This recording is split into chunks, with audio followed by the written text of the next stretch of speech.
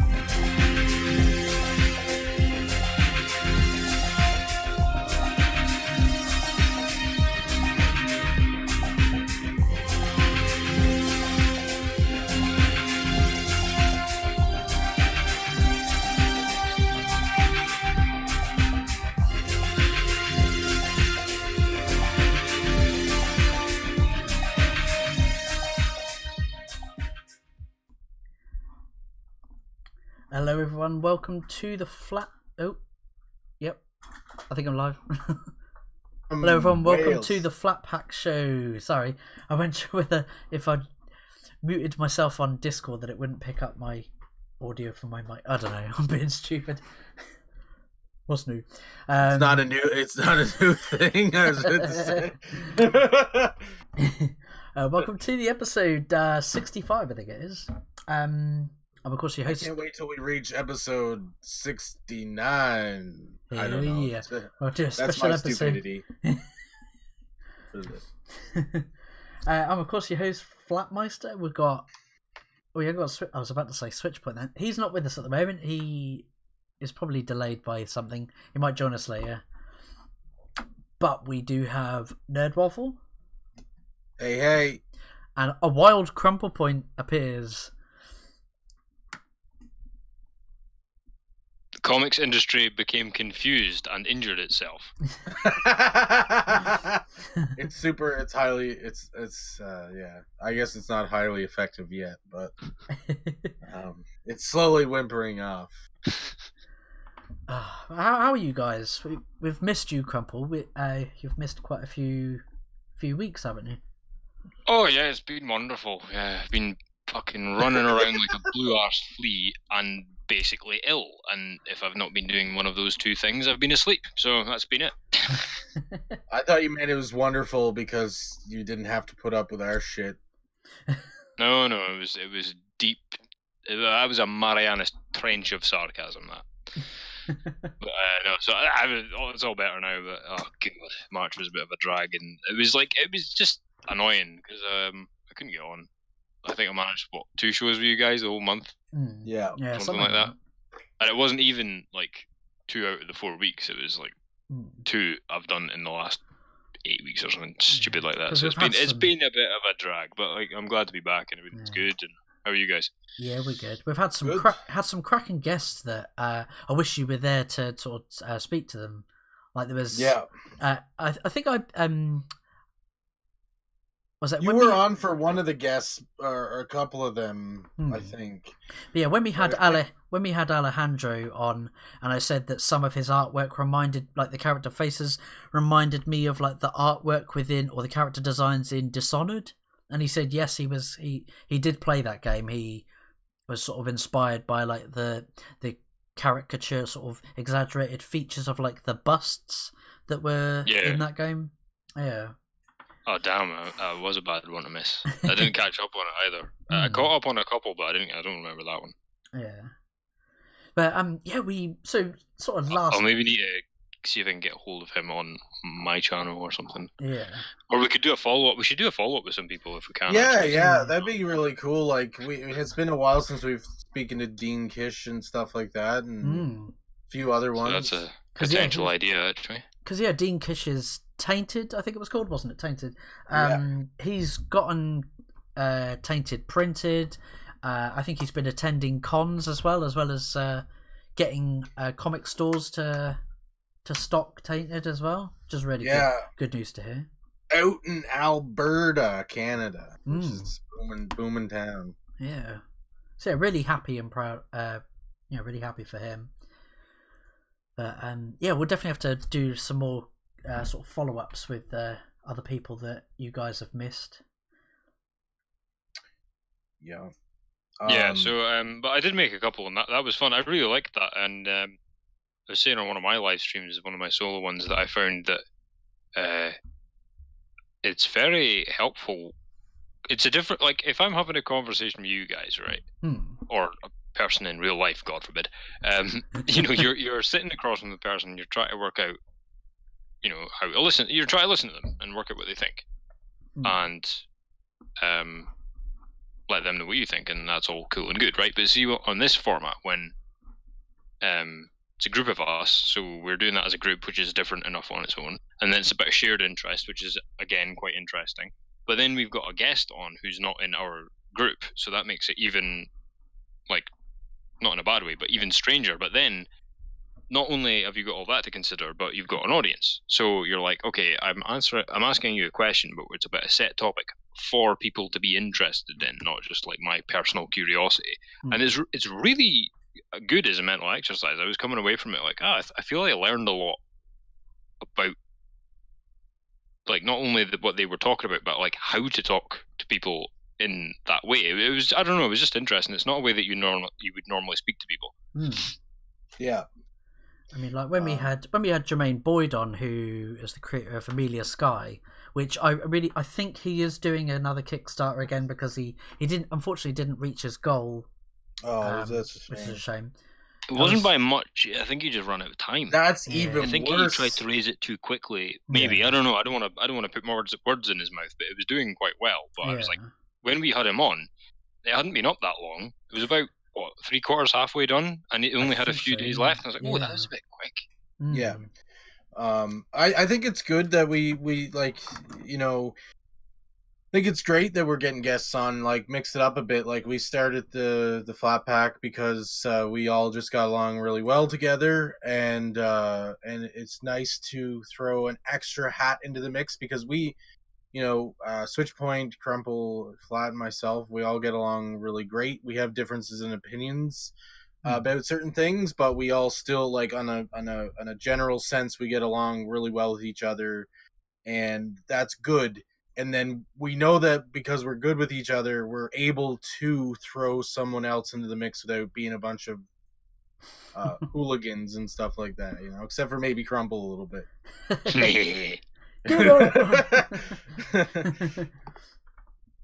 no, I agree with that, and it's fun.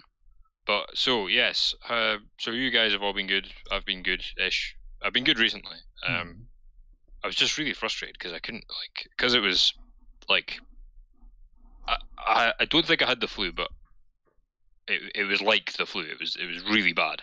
Yeah. And so I couldn't talk, so I couldn't make videos. Like, I was so fucking. I couldn't even read.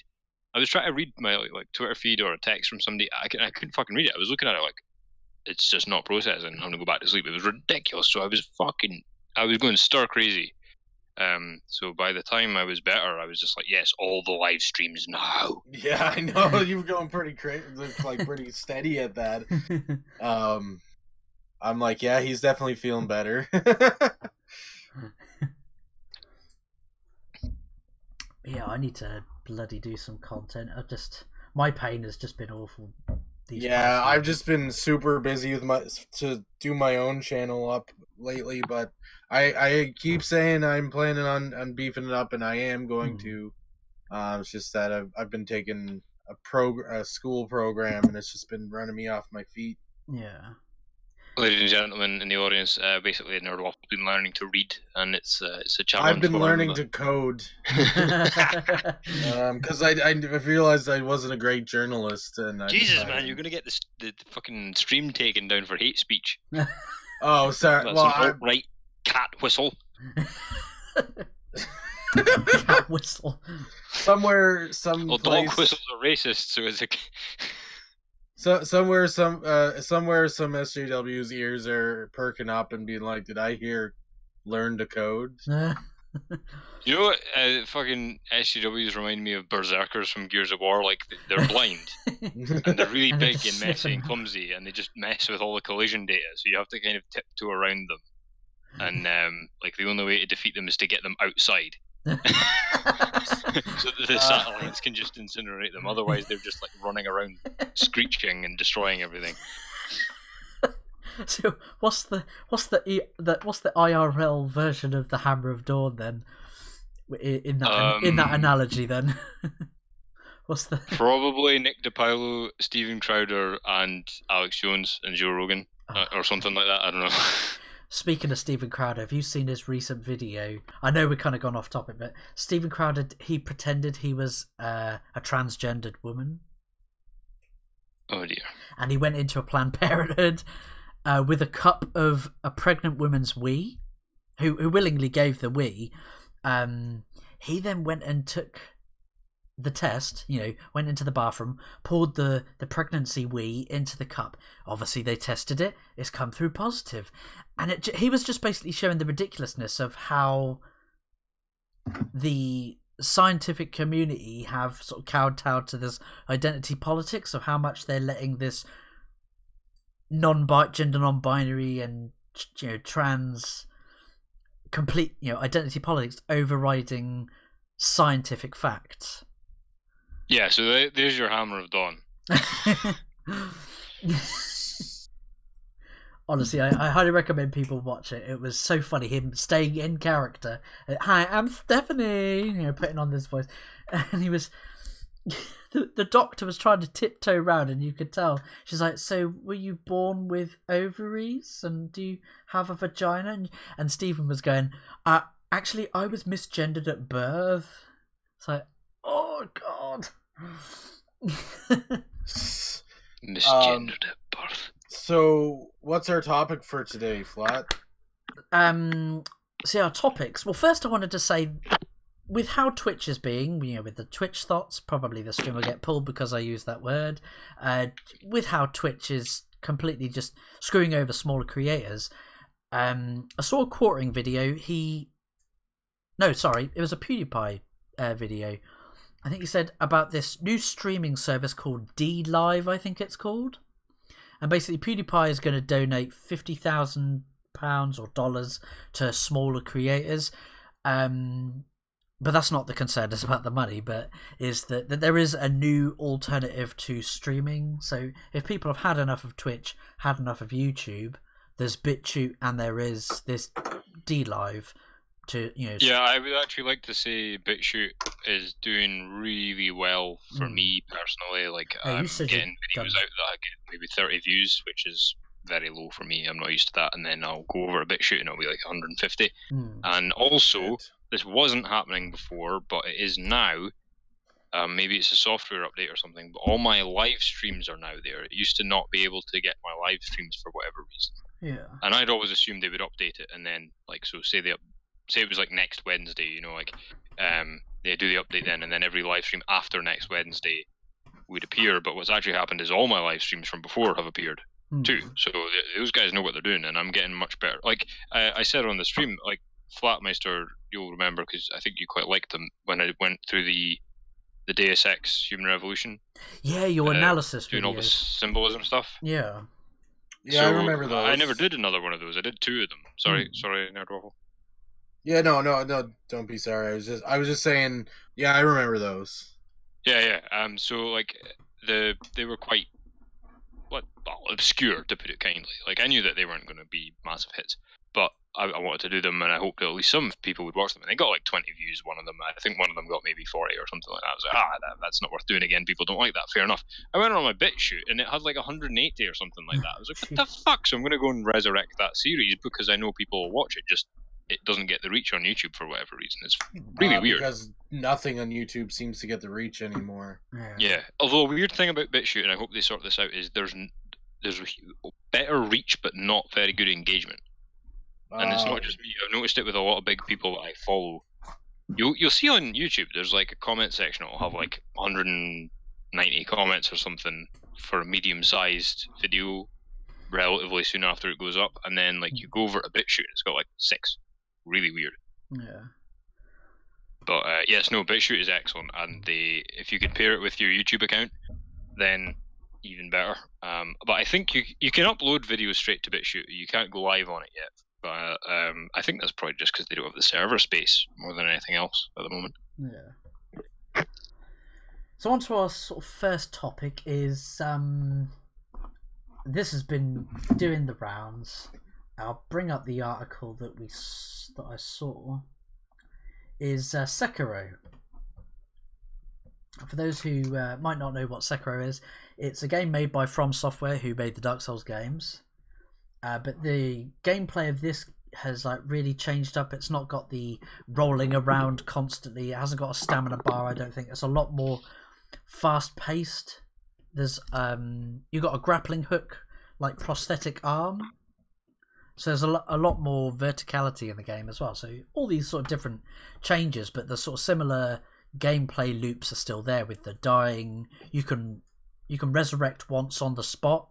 So I'm not sure if there's like a souls equivalent. Like, is there like a type of souls or currency that you lose if you die? I think there is, but I don't know. I don't know what it is, and I'm not sure what bearing it has on the. I think it's money, by the way. It's not. Yeah. It's not like souls. I think it is just like currency. I don't think it's anything else. But as usual, whenever one of these, it's just like Dark Souls games comes out, the game journalists and the sort of typical soy boys lose their shit and go, "This is being discriminatory against disabled people. This should have an easy mode." Like they were saying about. One of the Polygon journalists, wrote an article saying someone has made an easy mode mod, which basically slows down in slow motion the enemies, but you move at normal speed. And they wrote an article saying, I played it on easy mode, and I'm fine with that. That was the headline of the article. See, I've always been baffled by. See, when I use a difficulty system, right? I'm using it to ramp up the difficulty because it's like you play it on normal because usually you're like, well, this is probably how the devs intended it, so the hard mode will be artificially hard, and they didn't really account for that. You know what I mean? Like, you're taking the default mode. I'll never play it on easy mode because it's just like, what's even the point? Yeah. And then it's just like, I'll play it on normal mode. If they've got hard mode, I'll play that, and if they've got like a crazy "what the fuck are you doing" level, then even better, Like, and then when I'm usually disappointed because when you really learn a game, inside out, unless you're setting yourself a confusing objective, like, oh, I'm gonna go and try and do this, but only knocking people out with a frying pan, like some ridiculous arbitrary goal. Yeah. It loses its difficulty, and so I'm constantly baffled by people who just can't be arsed playing the game, trying to look for easier versions of it, especially with Sekiro as well, because it's basically like, it looks kind of like they've got a samurai skin for the new Spider-Man game. Yeah. In a way, because it didn't look to me like a usual From Software game. I didn't actually do it much. I did in the beginning, but when I saw an actual playthrough of it, I was like, this doesn't look great. The animations on it are horrible for a start, and I don't like the character models and thing. I think the proportions are really weird, but that worked in Dark Souls because they were all demons and shit. But in this, it's like, well, they're supposed to be people. So, but anyway, yeah. I think there is like sort of your Japanese, like from mythology, like Japanese demons and wraiths and all these sort of different creatures from Japanese mythology. So there is. Yeah, they're there, but I'm talking about like the actual human beings in it. It's bizarre. And it was like, even in like Bloodborne and stuff like that, where there's actually a lot of human NPCs. Yeah. There's like this, even when they look weird, which they do a little, it's kind of still like, it's not our world, so you excuse it more. But like when, I don't know, like it's just a personal beef. It's nothing. It's not like a game breaking thing. But there was this one thing where it's just like, I really hated the jumping animation, and it's like the same animation, and it's like those old sort of PS2 games where it's just the one jump animation. Like, you know how after Assassin's Creed 3, for instance, the way he jumps is related to what he's jumping off of. So it actually looks like he's responding to his environment, right? But before that, it was just like this generic hop. And it's like, but given how much the guy was jumping in the playthrough, I'm like, I'm sick of looking at this animation already. Like, fuck this. What about you, Corey? What's your sort of thought on difficulty in challenging games? You know what? Like, I think that it's okay to make a challenging game and not have a difficulty mode. I think this is a bigger topic than it should be. However, I do see the points on both sides. Like here's the thing. This is going to be this part is going to be a bit of a personal take, but like I would love to play Cuphead, but unfortunately I can't. So they lose my business right there, which is fine because I'm only one person. The problem with Cuphead is that it does trigger my anxiety. So I've recognized, shit, I can't play this game because do I want to enjoy this game and have a panic attack, or do I not want to have a panic attack? So I'm like, okay, whatever. This game clearly wasn't for me because I do like this style of animation, but obviously I can't play because this is how the game developers intended it to be, very frustrating and hard and challenging and stuff like that. And I'm not talking about the opening level. That was like easy as shit. So the person who couldn't do that level is a bit of a pansy. Yeah. So anyways, but I think that if you limit your games, I think that you run the risk of losing customers over something as simple as adding in a difficulty scale. And it doesn't have to be a difficulty scale like, oh, we're gonna make a hard mode where like it's slightly, you know, like what Crumple Point was talking about, like when you play a hard mode in a game with modes, it doesn't feel like a hard mode. But I think it would be beneficial to give people choices, and I'm all for giving people choices. I think that people should have the choice to have an easy mode. I think people should have the choice of having an insanely hard mode where you get hit once and you die and you have to build a whole new character and start the game see, there's again. balance to these things, because, for example, I fucking love Gears of War, right? But I never play it on insane mode, because it's like, I want to play it on insane mode, but it's just annoying. Like, hard mode, like, I can't play it on normal mode, because normal mode is too easy. Me and my wife got hard mode is But good. See, that's the great... I think there should be more than just easy and hard mode for that reason. Yeah, too, no, I agree, right? but like where I was going with that is, and this is, you'll notice this in a lot of games, right? Because you play, like, say, the very hard or insane mode, right? Now, so you've got Gears of War, where you put insane mode on, and it's literally like basically a one shot. They completely take away the thing of you going down and your teammates can revive you. They take that away, and then it's one shot basically will kill you. Yeah. You really have meanwhile, to take cover you and have use to the blind empty fire. an entire clip plus into one drone, which is the weakest kind of enemy, to down them, not kill them. And you know, people can dispute that, and that's fine. But I did it on the opening hospital level in Gears of War 2, and I tried it again in Gears of War 3, and it was the same thing. Because I basically had the guy pinned. So I'm just like, how many bullets will this actually take? And I was just bored of firing at the guy, honestly. Like, I'm not playing this. Meanwhile, in Dishonored 2, for instance, they had a very hard mode, which was just based on the reflexes of the guards and the scarcity of the ammo, which sounds like what the same thing as Gears would be, but the thing is, it wasn't really related to the guards' damage. It was related to the reflexes in detecting you and how much damage they dealt you, which is a totally different ballgame. So it felt more organic. It didn't feel just like they're bullet sponges now, you know? Yeah. So there's loads of different... It depends as well on the kind of game, because if you've got like a puzzle game, you can't really make the puzzles harder without making new puzzles. That's another thing. Exactly. There is a bit of that too. Like, there is a bit of like pick your audience kind of thing with certain games like Dark Souls. I mean, that's kind of thing. Like, From Software, that's their magnum opus. Is like it's to be expected that that's what their games are like.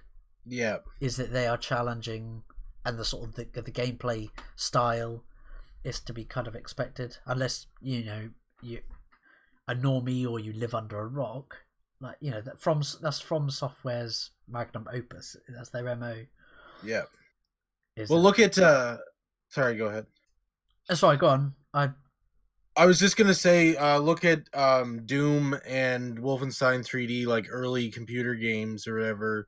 They would have a really good difficulty scale, and I felt like the more you went up the scale, the harder it actually got. What was it called? Nightmare mode was the hardest. Yeah, and I think they made a joke out of it too. Like one was called like, I don't know. I'm too young to die or something. Yeah. Like I think that would be advantageous to game companies to implement that more and stuff like that. But I mean, with these game journalists trying to conflate difficulty with physical accessibility.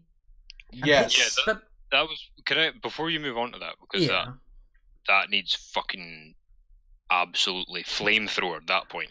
But before you move on to that, there's an issue, which is we are talking about difficulty as gamers. These people are talking about difficulty as journalists who can't be arsed putting in the man hours to do their job and review the game properly, which is a totally different argument. Because they're wanting to whack out the review or article as quickly as possible.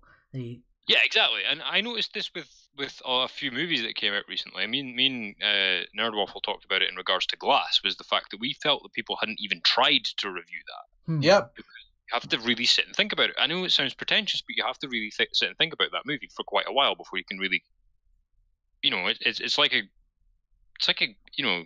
good meal. You have to actually fucking taste the thing. You don't just scoff it. And I noticed it more and more with games. You were talking about it flat on your channel a lot. Yeah. And it's just like this is genuinely a case of you don't care how difficult this game is, and you don't care why it's difficult. You just have a deadline and no skill at your job. Because the thing is, writing takes time too, right? So like I know for a fact that I can play a game for say 5 hours, get a decent amount of the way through it. And you don't have to fuck the thing to completion, and you can include that in review and say, look, whoa, this is one hard game. You guys are going to like it. I couldn't even get to the end. Like that's okay as long as you complete and say that how far you got. As long as you're honest. Sorry.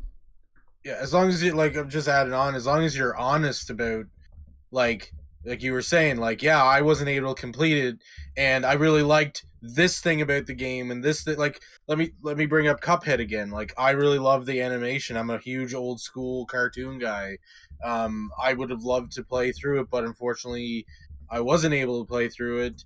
And I'm like, you know what? It's a great game if you can play through it. It's a great game if you can't play through it. But something like that, and yeah, and nobody's I personally, depending on when they get the assignment, if so say Dark Souls lands in your lap, right? Yeah. And your publisher or your editors doesn't know really much about the game and says, hey dude, you've got a week to complete this. You're not going to get everywhere in that. You might complete it, but you won't get everything in that game done in a week. Yeah. When it's brand new and nobody's done guides and the lore is so overwhelming and there's so many different ins and outs, you're not going to be able to do that in a week. But you can do enough of it in a week to tell the guy who's reading your article if he wants to buy it or not. And you then have to write the article, and you have to write it well. And some people just can't fucking write. So if you combine the fact that they can't play games and they can't fucking write, and you give them a week to do an assignment, they're just going to go, it's too difficult and I have to find an excuse. And it's ridiculous. And Flat even did a video where people were reviewing games based on Let's Plays and didn't even credit the channels. It was disgusting business practice. Yeah. Well, if you look at people who do, I understand a little bit of people who do game reviews and journalism on their spare time. There's not enough hours in the day in that point. But if you're a game journalist and this is your job, Monday to Friday, 9 to 5 kind of deal, you could spend 8 hours at a game and then spend 4 days at writing. And you could just be like, listen, I have to do a lot of different reviews every week kind of thing. And like this is how much I can get into it kind of thing. But I think that this game is worth exploring if you're into this kind of thing from what I've seen in the game so far. Simple and easy, and like boom, done. You really, that's all you have to do. And they don't. They just, it's almost like they sit around chatting in the office all day, and then they're like, comes Thursday 3 p.m. and they're off at 5, and they're like, oh, I should really get around to like working now, kind of thing. Have you seen that comedy skit where they've done how a Vox or Vice Media journalist comes up with a story, and so it's got this typical like guy with a man bum, like a soy boy. He's got like a carton of soy milk on his desk, right? He's like tapping his chin, playing with his beard. He's like, oh god, I can't come up with an article. So he pulls out he goes into his drawer on his desk and pulls out a dildo. And he covers his eyes up, and he just throws this dildo at the whiteboard. And he's got 3 whiteboards. It goes, one's called location, and it's got various places around the world in location. It's then got identity, so it's got all these different genders or identity politics. And then the other one is topic, and it's like drug dealer or drug baron or things like that. So all these times he's throwing these dildos, not watching where they're landing, and you see them land, and it goes Venezuela, transgender, drug dealer, and then up pops this headline that Vice Media has actually written. It goes something like, transgender drug dealer in Venezuela is making waves, or something like that. It's a really funny comedy skit. That's pretty much how I imagine all of these journalists. I don't think they put that much work into it. I've seen these people; they don't have throwing arms in worth a damn. Yeah. And it sucks because I hate to be like that, because I'm sure there are a couple of really good game journalists and stuff like that. That's okay. They're dead now. Yeah, they're long dead. But yeah, I think like I think it's advantageous for a game company, and not just on skill difficulty, but in so many different ways. I always say, and listen, I get it. Like, you're making a game, you have a deadline to eventually put it out. It takes extra work, it takes extra money to add in more stuff. But I'm saying, if a game can, choices, give people choices, because you know, some people only play single player, some people only play multiplayer. If your game can put both of those in there and give both of those 2 people the experience, then you've gained double the customers, you know? Yeah, I know it's my go-to, but Deus Ex did a very good job with that. Yeah. In all its incarnations, in fact, but obviously the most recent 2 took it further, and the praxis are easier to earn. You get basically no damage on the easy mode, like just shit like that, and it's like it can be done. I found the skill, and like I say, it's 2 different conversations.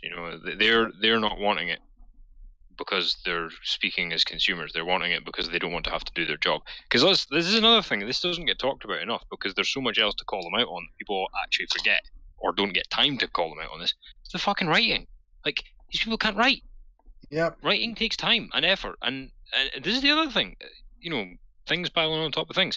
But, like, you just go on YouTube and you will find a guy who can play the game better, understands it better, is a bigger fan, and does a better job of presenting a review of the game than any journalist does, and he's doing it when he gets home from the office for an hour a day. Like, yep, you can't compete with that shit. I found the skit. I just played it to the people watching the watching the stream, but I just sent the link in the Discord as well. How Vice could make Vice come up with article ideas. Oh, dude, Mrs. Crump just about made me shit laughing because Hitman, the Sniper Assassin add-on. I haven't seen the new add-on.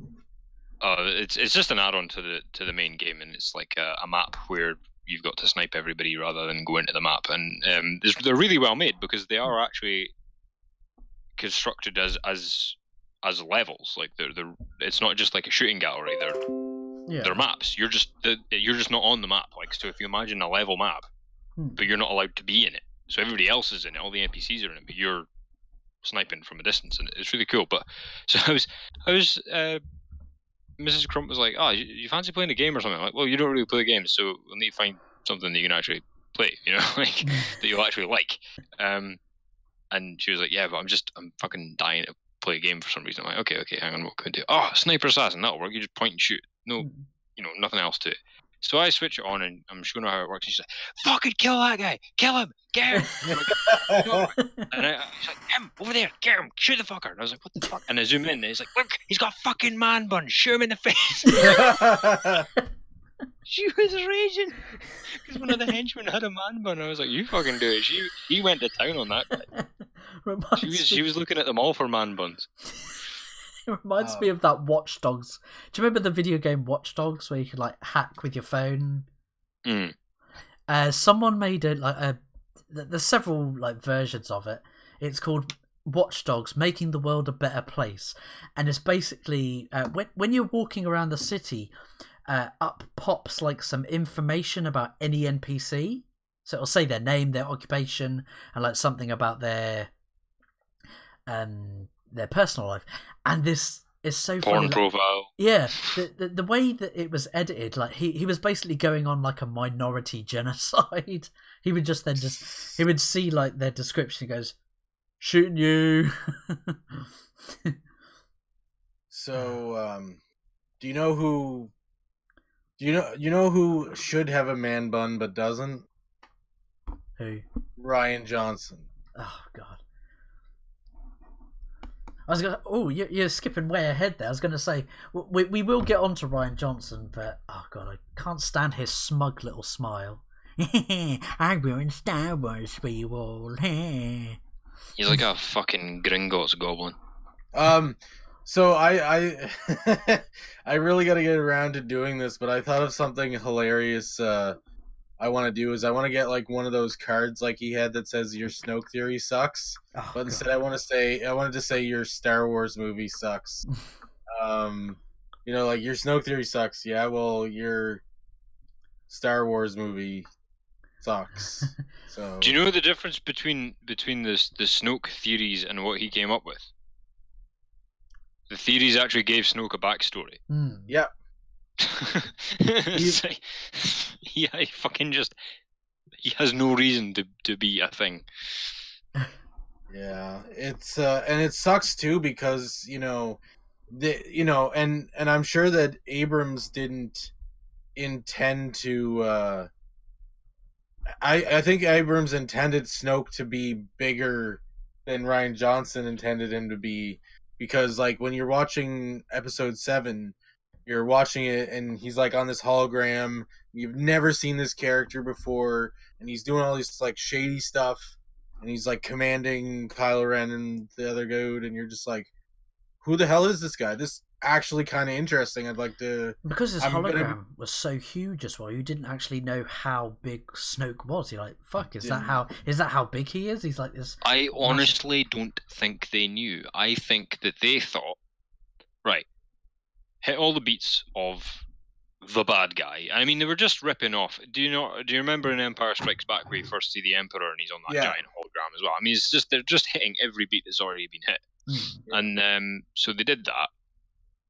I actually thought he'd be some kind of mini dwarf creature or something. It turned out he was normal size. But no, I think that they thought, oh, we're all such a bunch of fucking geniuses that by the time The Last Jedi comes out, we'll have thought of a perfect backstory and created the ultimate villain. And what actually happened was they didn't come up with anything. Because they basically did have the ultimate villain, Rian Johnson.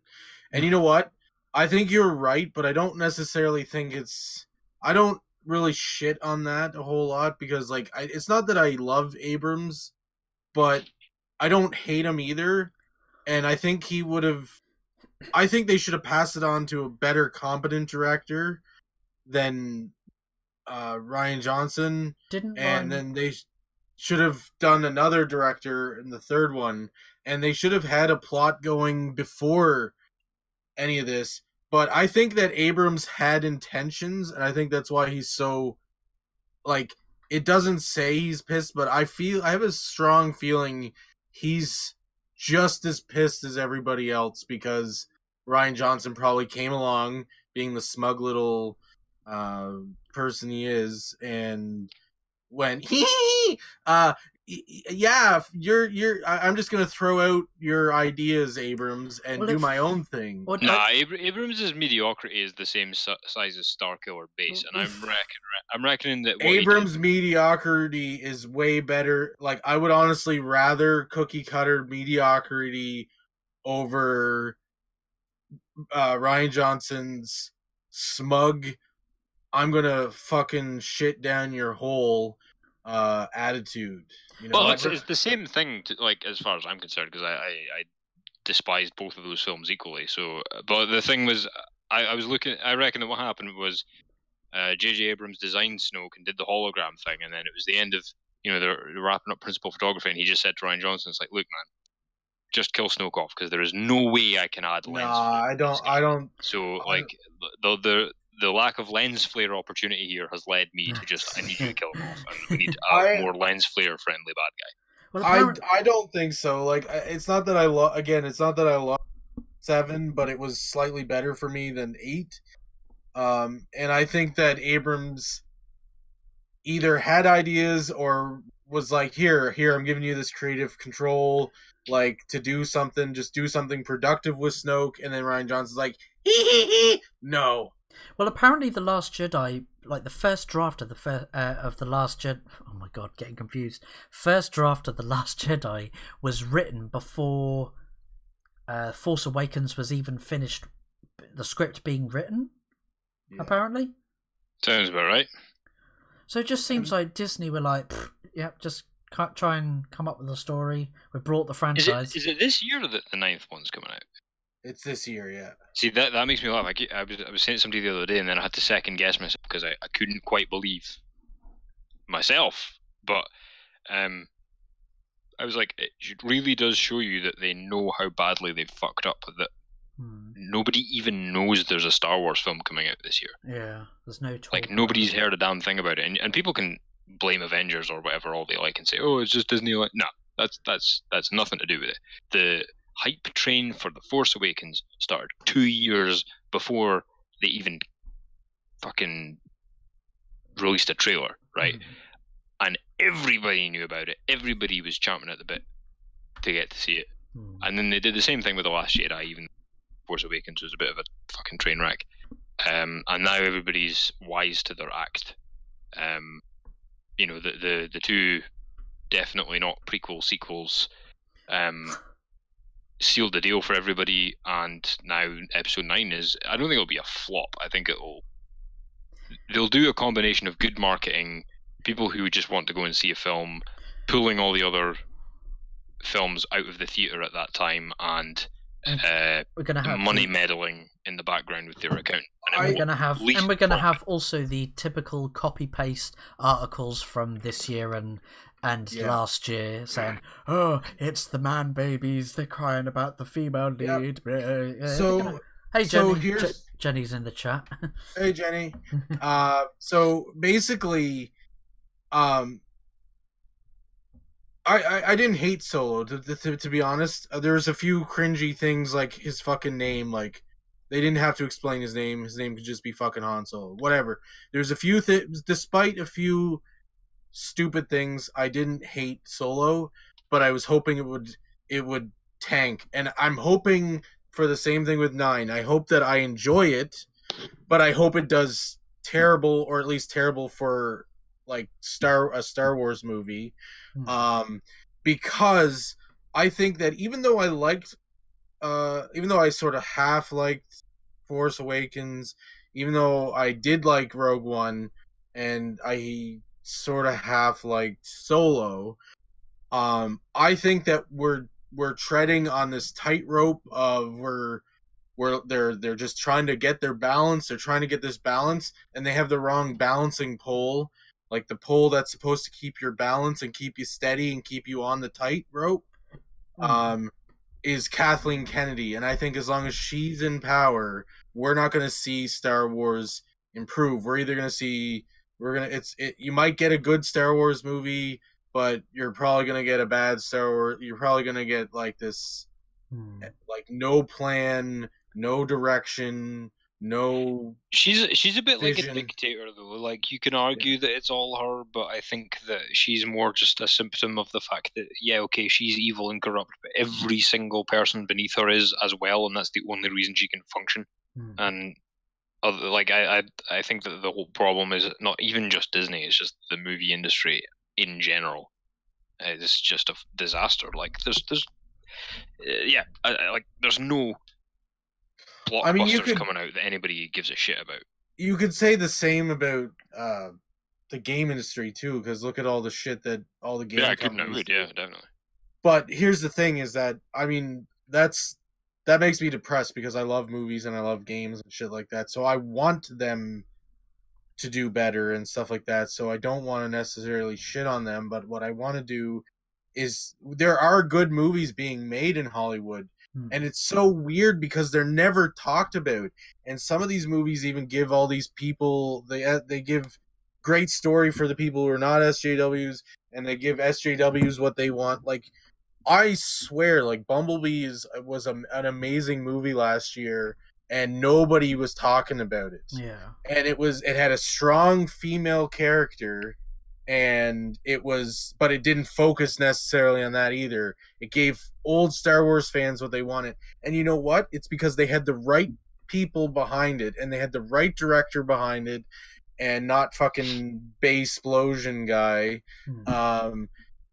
And that's what they need to do. They just, and that's the problem, is they just need, as far as the movie industry, they just need to start getting some new fresh meat in there that are actually competent, know what they're doing, don't have Lucas syndrome, and actually care about it as an art. Like, they can still make Star Wars and Marvel movies, and they can still pump them out at the rate they are. Yeah. The problem is that they need to start making these movies good and solid, you know? I mean, here's a movie that you guys and everyone watching live or later on, you should definitely check this Nicolas Cage movie out. It's called Mandy. I watched it recently. Mandy? Yeah, it's called Mandy. Really, it is awesome. Absolutely awesome movie. He's this lumberjack, sort of blue-collar guy, Nicolas Cage's character, and his wife. And they live in sort of this cabin in the woods. And then suddenly this crazy cult that live in this quarry sort of just off from them, they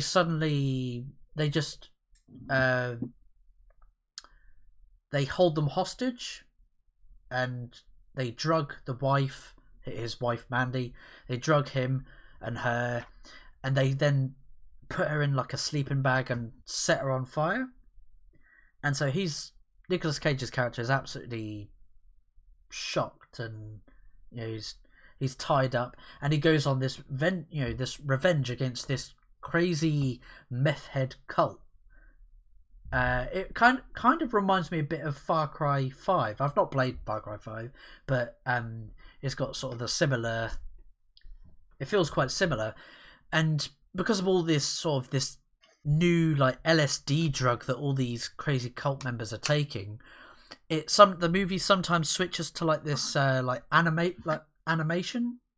Yeah, and it's quite a little bit like Happy.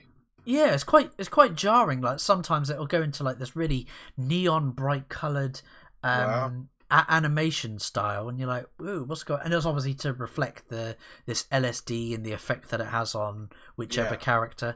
But yeah, highly recommend. And again, like you said, that movie was hardly spoken about. I don't think. Yeah. John Wick 3 is going to be the best movie of the year. Yeah, it's not going to be remembered by Christmas time. Like, nobody's going to remember John Wick 3. Like, I mean, everybody's going to remember it, but like, it's not going to be accredited, and then after John Wick 3 comes out, we'll all be clapping. When is John Wick 4 coming? Well, I think they'll probably wrap it up after the third one, because I don't think they want to kick the arse out of it. But I mean, they might go on. I don't know. Did you guys do you guys see the John Wick where he's in the Avengers spacesuit or whatever, and it's like Avengers Endgame has just been taken from 3 hours down to 5 minutes. Thanos snapped out half the universe and accidentally snapped out the wrong dog. And now Avengers has been cut down to 5 minutes. And it's got John Wick in an Avengers suit. Yeah, I think, actually another movie I'm excited to see, and I know a lot of people are probably going to give me flack about this, but I saw a trailer when I went to see Shazam. I saw a trailer for Detective Pikachu. And I don't know, maybe it's... take your flack, man. Take it all. Because I think that's going to be a good movie. It's going to look a little cheesy like some of the Pokemon. Actually, some of the Pokemon look pretty good in the trailer. It looks so fucking bad. I can't believe you're saying this. Really?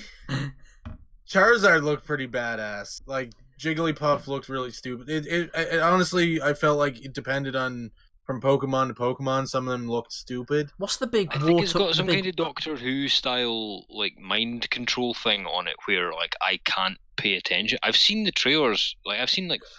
I don't know whether it's the same trailer or different trailers, but I've seen the trailers for this 6 or 7 times, and I can't even tell you. I don't pay attention to them. I can't tell you anything about them. It's just like I'm just so fucking like not interested. It looks, I don't know, it looks really cool and interesting and stuff, like and funny and like I don't know, it just looks really cool. I'm like, I can't believe they're actually doing something like this that's a live action Pokemon movie, because I've wanted to see a live action Pokemon movie for a long time, and I'll have to wait and see till I actually see the movie, because it could be written really well or really poorly, and to me that's important. So if it's written really shitty, I'm probably gonna hate it once I see it, but if it's written really well, I'm probably gonna enjoy it despite the not so great looking animation in it, characters.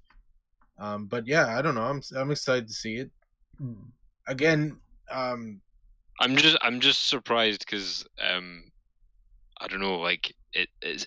I just thought in my head it would be the sort of thing that you would think, oh god, what a pile of shite. So I'm surprised that you're that excited about it. But like, you know, that's cool and everything. I'm just surprised. But like, Glass was let's look at Glass. Glass was a really good movie, and it was actually surprising because of M. Night Shyamalan had a couple of flop movies in between. Well, see, this is the thing. I don't actually like any of his movies except those 3 movies. What's that other one? Sixth Sense was really good. No, you're right. That was excellent. But the rest of them, I've just been like, don't give a shit. Signs and stuff was all weird and too far there, and he just butchered the last Avatar. But anyways, like Glass wasn't really talked about a lot. And when it was, a lot of movie reviewers were like, "Oh, it's shit," but it wasn't, and they kept doing this thing where they all hypes it up, because I heard about it. I didn't know about it, right? I only saw it because of the hype, right? So they're all hyping it up because they're hipsters and they want to be trendy and know about this thing that nobody else knows about, right? So they hype up. So I find out about it. I'm like, oh, this looks interesting. So I'm going to watch the other 2 first. Completely primed, like bordering on life-changing art. Yeah. Check out Glass. Fucking floored. Absolutely blown away by it. I don't think I've been that blown away by a film since Batman Begins. And then nothing about it in the media, right? And then so I kept looking at all these critics who had put me onto the film going, why aren't you raving about this? And they kept doing things like, oh, well, this bit just didn't make sense. I'm like, no, it made sense. You just didn't fucking understand it. Like, everybody operates at different levels and everybody likes different things, but it was the way they were talking about these things, like, no, that is completely explainable, and it was good, and it was fun. You're just either deliberately running this down because something else is coming out, or you're thick as fuck. There was loads of really weird reasons. I used to really like that guy, Kevin Smith's mate, who appears on his podcast, whose name I always forget. It's Mark something, I think. But he's just turned into a salty motherfucker recently. And one of his things, like, bearing in mind how many people watch Kevin Smith's podcast, he destroyed any enthusiasm Kevin Smith and the audience had for that film on the podcast, based on two things. Firstly, that the actress who played Samuel L. Jackson's mum, the makeup on her was really bad and made her look too old or something like that, even though it's the actual same actress. So she actually just looks that old. It's like, so that was retarded.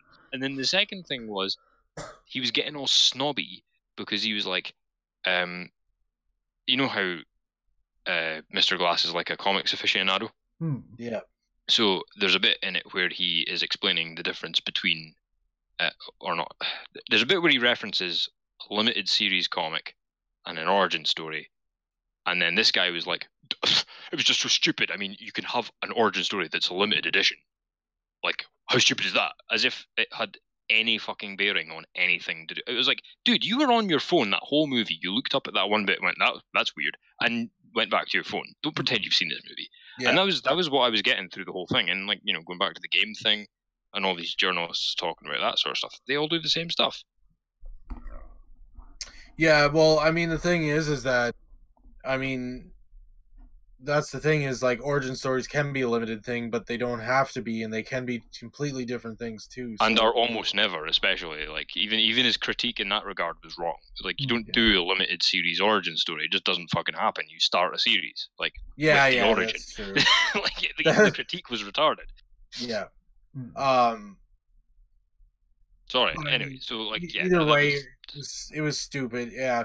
So John Wick will be discounted in similar manner, I believe. They're going to all pretend that Hellboy. They'll do the same thing to Hellboy, no doubt. Like, fucking no doubt, Mia Jovovich is going to be over sexualized, and the race swapped Alice won't be stunning and brave enough for them. And and do you remember my video that got not copyright notice, but it got a community guideline? Remember when they first announced Hellboy, and I made a video about the fact that they'd race swapped the actor for one of the characters, and it got community guideline. Do you know what's quite interesting about that though? Like, taking the politics right out of it, it was actually a happy accident, because the guy that they've cast, despite the fact he's the wrong nationality, exactly, he's Korean.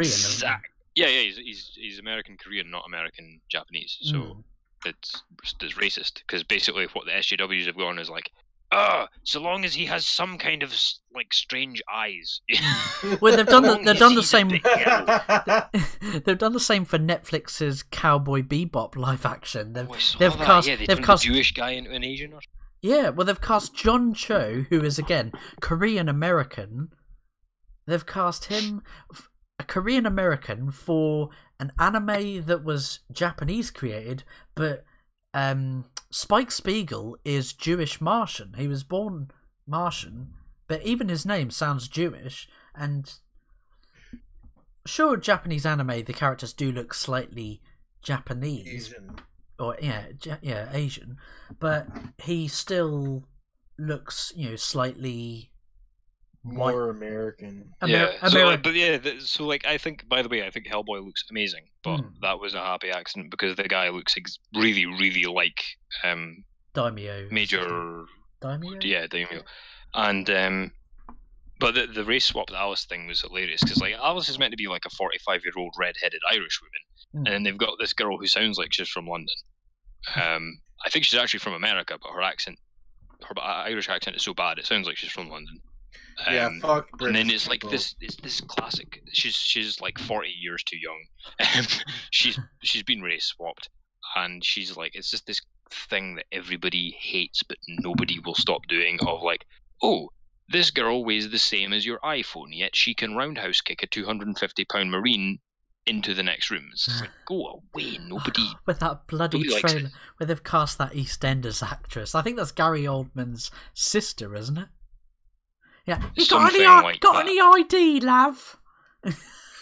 Oh. Yeah, that was a bit cringe. That was a weird thing though. Like, see the first trailer, the second trailer I thought looked amazing, so I'm glad that they sorted that mess out. It shows you the power of a good trailer as well. Yeah. That reminds me, I just remembered that Ronda Rousey, who was a UFC fighter, wanted to be an addition for Captain Marvel originally, but they went with Brie Blank Larson or whatever. Brie Cheese Well, Larson. see, Ronda Rousey's not woke enough. Yeah, exactly. 'Cause, That's like, now she's that done makes several sense. things. She's done several things wrong in her life. Firstly, she's worked really hard to get where she is, Yeah. so that's bad. Yeah. Second thing is, she doesn't blame men for the bad stuff and difficulties she's faced, which is also bad. Thirdly, she really doesn't like affirmative action. And Yeah. fourthly, she doesn't believe in the sisterhood. Yeah. Well, she debunked the gender pay gap, didn't she? Yeah. Some journalist tried to bait her with a question, and she said, But "Oh, if I fought 50 fights, I'd be happy. I'd be earning the same amount. You know, I'd be bringing home." Well, what she did was she showed how, yes, okay, I'm earning less than the men, but they directly, with the exception of the middleweight class, the higher up of the weight you go, the bigger you pull in money-wise, essentially, because people just like to see the bigger guys fighting. So the flyweight guys never earn the same as the welterweight guys. It just doesn't happen. Yeah. And then, but what she was able to show was that, like, she was earning more than a lot of the lighter male divisions, even though those divisions had like veterans in them, but because it was strawweight or flyweight or whatever it was, nobody gave a shit. And then the journalist like kind of took exception to that, and she was like verbally roundhousing him. Yeah, no, but she like, you know, when she looked the part, she had like facial expressions. She has muscles. Well, that was the other thing, Nerd Waffle, that she made a mistake on, is people like her. So that was another massive mistake she made. Exactly, they can't twist the victim narrative, can they? Yeah. So it's weird, you know. It's, I don't know, like it's stupid, but I mean, all you can do is really like there. I know it seems bleak and stuff, with certain things, but all you can do is what you can do, and that is support the things that you think is good, because there are still good games and good game companies, and there are still good movies and movie companies out there, and good people working in the movie industry and making good movies. You might have to look for it a little bit harder, but the thing is just, you know, all you can really do at the end of the day is try your best to support what you think is up your alley, whatever alley that is. And well, I agree, and like I think that it's just things are there's no focal point now because people have so much choice, and that's fine. It's just people are getting used to that. But the one thing I was interested in recently, now it could go horribly wrong because you mentioned Avatar before, right?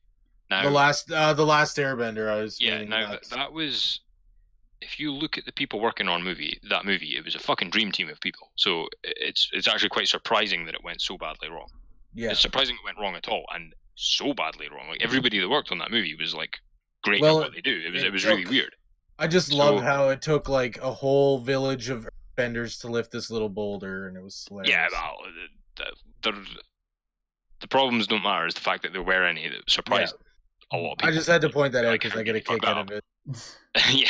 So with that in mind, because that could still happen, the new Dune movie looks fucking great. It's got a stupendous team behind it, and the thing is, the Dune story. Oh, Dune! Sorry, I thought you said Doom. I'm like, are you kidding me, Grumble? Doom. No. The Dune, D-U-N-E. Yeah. The cast, the production team, the director, all sound phenomenal. Now the lead guy, I don't know who he is. I've never heard of him before because he's young. So like he's a new actor or newish. So I don't know him. I'm bound to have seen him in something probably, but I didn't recognize the name. But the rest of the cast, it's like Bill Skarsgård, Josh Brolin, fucking Batista's in it. The director is from. It's the director of the second Blade Runner movie. Now, kind of a chip on my shoulder because I don't think that movie should exist. But that doesn't mean he's a bad director, and I know by his reputation that he is a good director. So, like, I think that he is a good fit for this movie as well. Yeah. And it's like the story is so epic. It's people are dying for that kind of story because, frankly, Star Wars has plummeted to death, and there's not really any other alternative. So I'm thinking, like, if they crack this, they could have a new Star Wars in their hands. But it'll, because people are getting superhero fatigue now as well. Yeah. So with Star Wars dead and superheroes not really doing too great, this leaves a massive opening because it is a sci-fi, but it's kind of like it's more fantasy-ish than it is sci-fi-ish, which was what Star Wars' massive strength was. Like it was more Lord of the Rings than it was Star Trek, you know. Yeah. And Dune's kind of similar in that respect. And if it's the first book they're basing it on, so most of it takes place on one planet, which is nice and easy for the audience too. So they could blow people away. I've yet to watch the original Dune movie. There's loads of old movies that I need to. I honestly keep falling asleep during Dune. I fucking love it. It's so bad, but I love it. Like, it's. I can't even tell you how many times. That was one of those videos that the VHS started to break. See, with Dune, I like complicated things, but for some reason, Dune seemed a little. I don't know. I don't know. I really have to get around to trying to rewatch the thing, but you might prefer the book, man, because frankly, the movie tries to do a lot of things that it wasn't. Like the story wasn't ready for a movie format, in my opinion, and it was difficult to translate. There's loads of bad things in that movie, like the internal monologues and stuff like that. Just shouldn't exist in a movie, in my opinion. But no, I still love it. It's so goofy and weird and creepy and like, yeah. See, I don't know. I'm an I'm a heathen in the sense that I would love to see a world where we do still have superhero movies. We still do have Dune. We still have Star Wars, but just Star Wars got better. Superhero movies got better. And we have good quality Dune. Well, see, Dune has all the ingredients. This is what I mean. Like, this is why it has the perfect opening, right? Because like Paul Atreides is kind of a superhero, and like even the normal people in that story, like. It's like Game of Thrones. It's got all the things that are popular just now. Borrow a huge amount from the original Dune books, right? So like the interesting thing is you've got the house system from Game of Thrones. You've got the super soldier idea from like a dozen action movies in Captain America. You've got the hero's journey thing of Luke Skywalker. You've got the baddies that are like they're just horrendously creepy and all that sort of stuff. So it's like. It's got everything. They would have to really try to fuck this up. I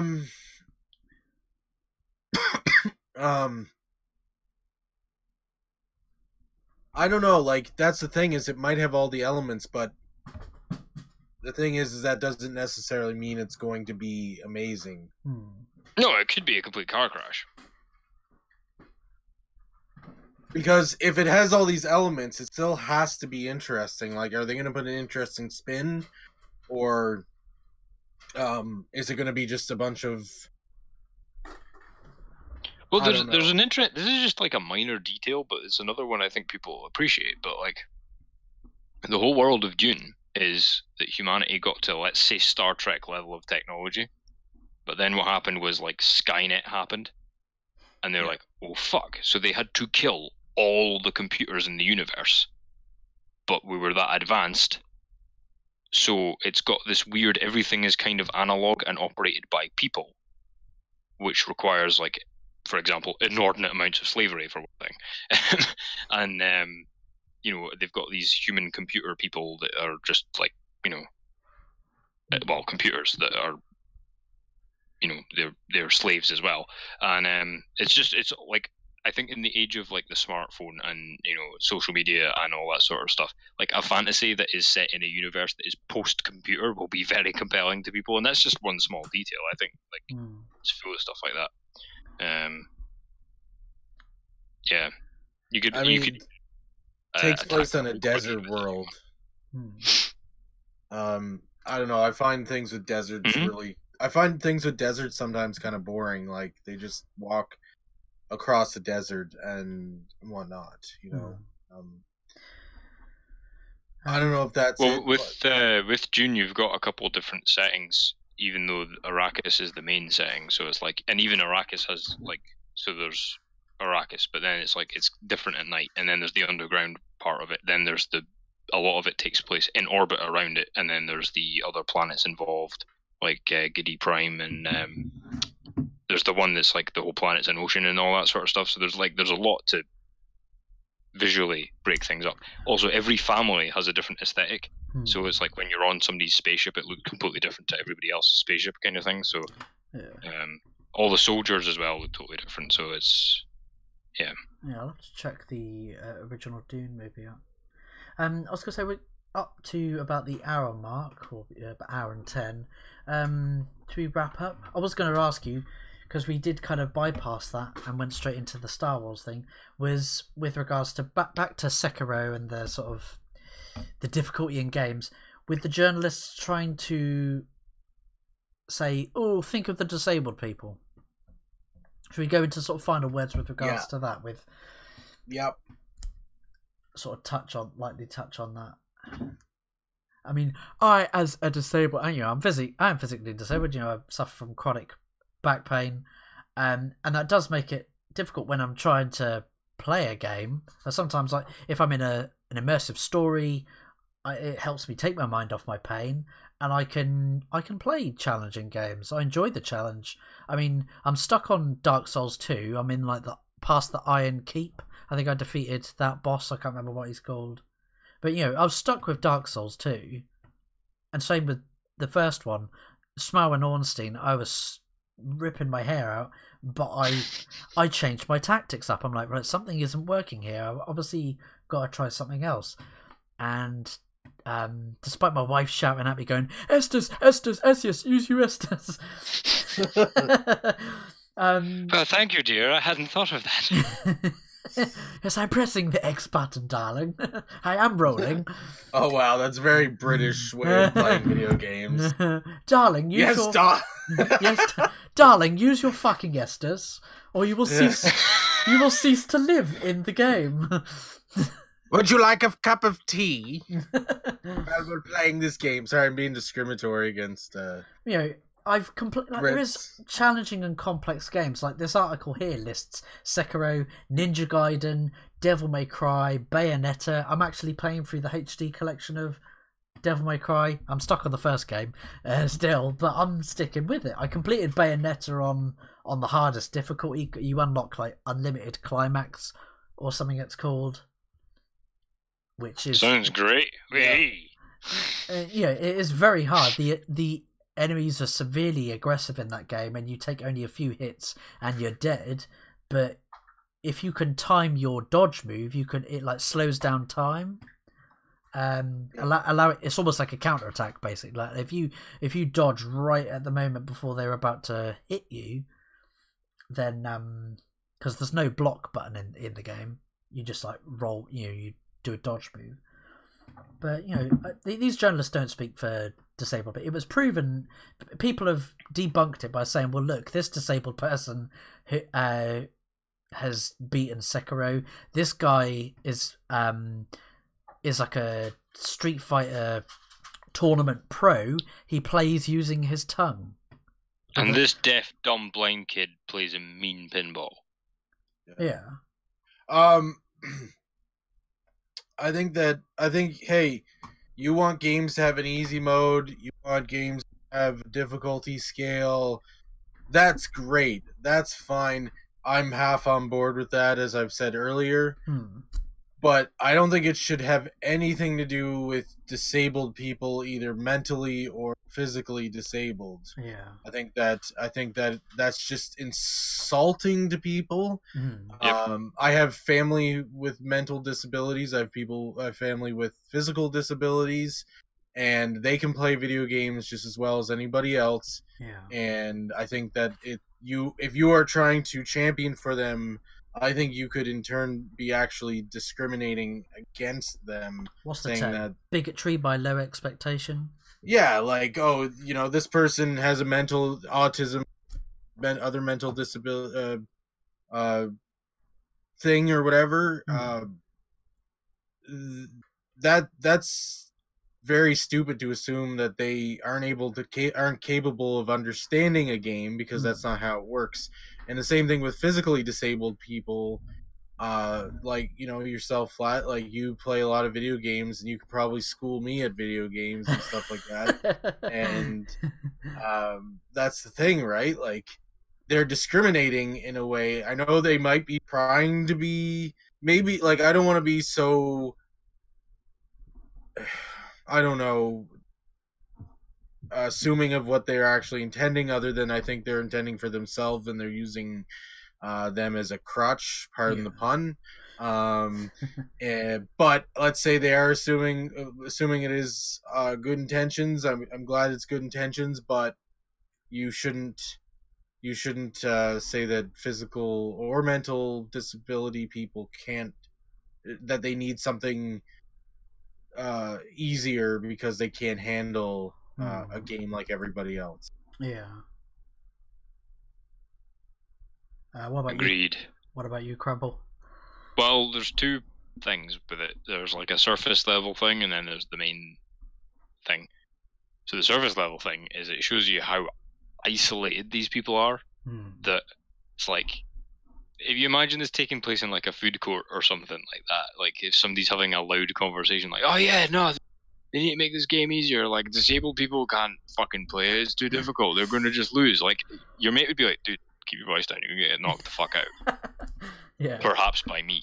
Like, but this obviously doesn't happen to these people, which shows you how fucking isolated they all are, and that they don't actually know any people.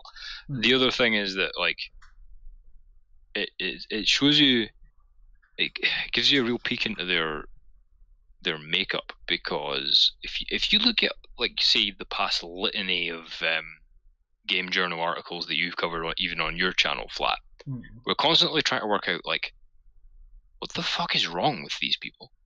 And the thing that's wrong with them is they're just cunts, right? And this just shows you exactly how. Because it's like it's not like there's a miscommunication or it's a political issue or the industry is failing and they're desperate. It's just no, it's much simpler than all that. They're just cunts. And the reason we can tell this is, here's what happened in real time, roughly. I can't play this game. Well, it's your job. Yeah, but I can't do it. It's too hard. Okay. You need to make it easier. No, you just do your job, mate. It's like, oh fuck, shit. Yeah, but what about this retard guy? He wouldn't be able to play it if I can't play it. It's like, mate, what the fuck is wrong with you? Like, yeah. and then they just, rather than look for a moment at their own behaviour, they're running around going, but what about the blacks? We can't have black people can't play computer games, you know. Like, women can't play computer games. What the hell? We need to make women friendly computer games. Look at these stupid people. Like, it's like, dude, look at yourself. Like, look at what you're doing. There was this game journal, I think it was either a game journalist or some salty NPC was saying, oh, look at all these disabled people up in my mentions. Like, they were complaining that there were disabled gamers that were going against the narrative and saying, I can play challenging games, I'm fine with difficult games. Yeah, honestly, man, it reminds me of Grima Wormtongue from Lord of the Rings. Yeah.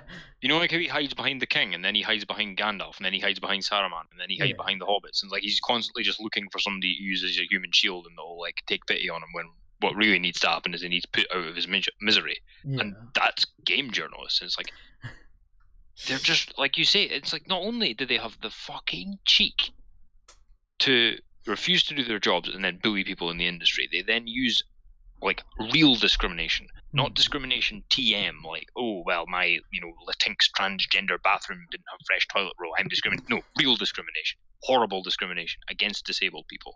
Then when the disabled people go, oi, identity boy, don't you dare speak for me, and don't you dare insult me like that and say I can't play a computer game because I have a crutch, fuck you. He's like, look at this alt-right troll. It's like, how far from decency do you have to go to end up as that person? Yeah. How far from reality do you have to go to end up that person? Well, no, yeah, exactly. That's what I mean. It's like, in reality, like, they would be stopped fairly quickly. It'd be like, you know, their dad or something would be like, mate, son, you can't talk about people like that. Or they will beat you up, and if you don't go out and speak to them, I will beat you up. Like, well, that's the thing is that that's the thing is that so many of these journalists and SJWs are like falsely looking like they're championing for I can't pronounce it. Is it championing. Shit. God damn it. Championing. championing. Yeah. Did I say it right? Chain So, panting. anyways, they're like, Go on, you know, Corey, go on. on the surface, on the face, they're looking, they're like, you know what, we're for equality and rights and all of these things, and at the end of the day, if you really watch them and you really listen to them, not all of them, of course, but a lot of these, you know, people, they're really only in it for themselves. Yeah. Game journalists and stuff, like they use it when it's convenient for them. They use equal rights when it's convenient for them. Yeah. Like I wouldn't be surprised if like half the SJWs that are guys are only interested because they think they're going to get laid from it, kind of thing, you know.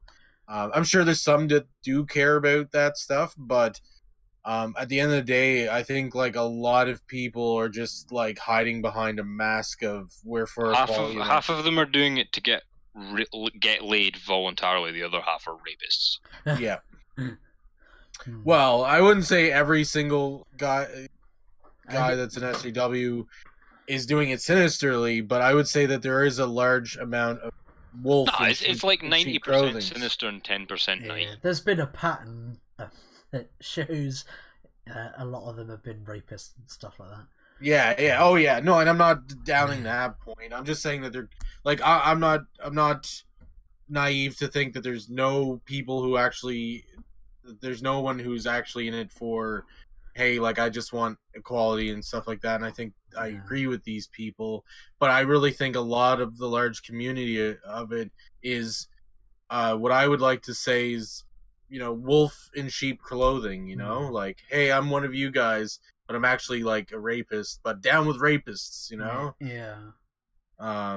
So it's, and I think they gravitate towards it because it A, makes them feel better, and B, they're less likely to be accused of that if they're fighting against it. It's all about projecting and deflecting from themselves. Yep. We better wrap up. We're about the hour 20 mark, but yeah, it's been a fun conversation. Corey's been trying to say championing correctly. Championing. Championing. So my final words, sort of get good, scrub. Some games are meant to be challenging. If you don't like it, don't buy it. It's just not made for you, is what I say. What about you, Crumple? All the taglines. I would just say that, I really think people should think about that aspect of, like, people are so used to Clown World that they're not, like, they sometimes forget to take a step back and look at how fucking awful these people are, because they're such a joke.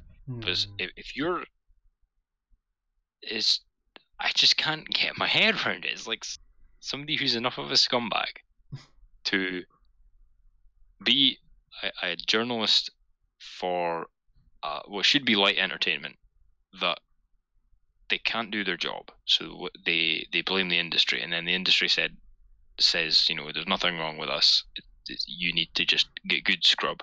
And then they're like, they just insult all these people, just rather than admit for a moment that they can't do their job, or that it's just for them, like they're just not good at games or what. Like I can't get away from the fact that somebody could be that scummy.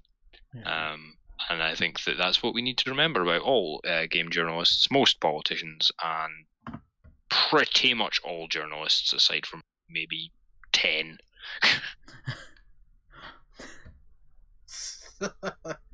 So thank you to, I think, was it Jay and Jenny that popped by live, and to anyone else that was watching us live, thanks for tuning in. Nerd Waffle didn't do his final word. Didn't he? I thought he did. My final word is fuck off. No, I'm just kidding. Yeah. No, final word is basically, I don't know, like, at the end of the day, you do have to, it sucks, you know, if you really want to play a game and you're not able to, but unfortunately that's sometimes life.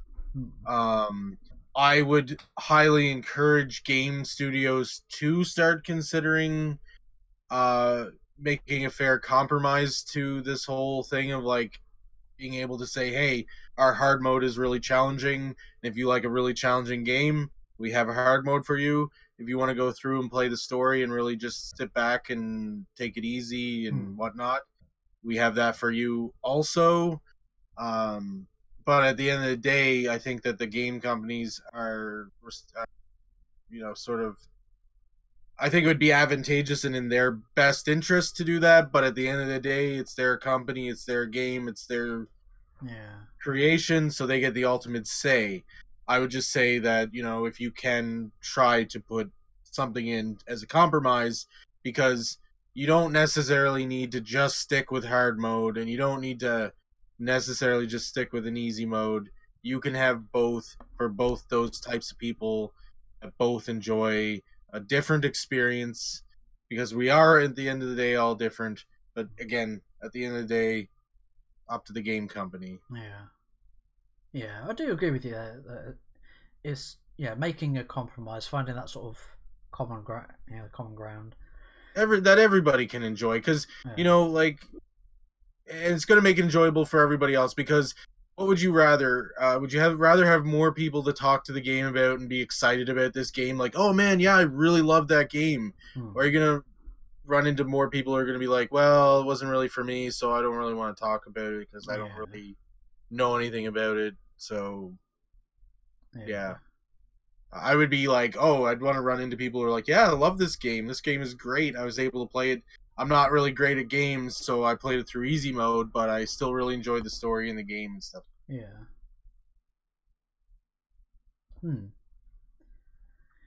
I don't know. I don't know. Anyway, with that, thank you for everyone that's tuned in live, or if you're watching this later on, don't forget to check out the previous interviews that we've done with creators on the Flat Pack Show. The Flat Pack Show is, as always, every Wednesdays, 11 PM GMT, that's 6 PM Eastern. Check out the Flat Pack playlist. Don't forget to subscribe to all of these lovely guys.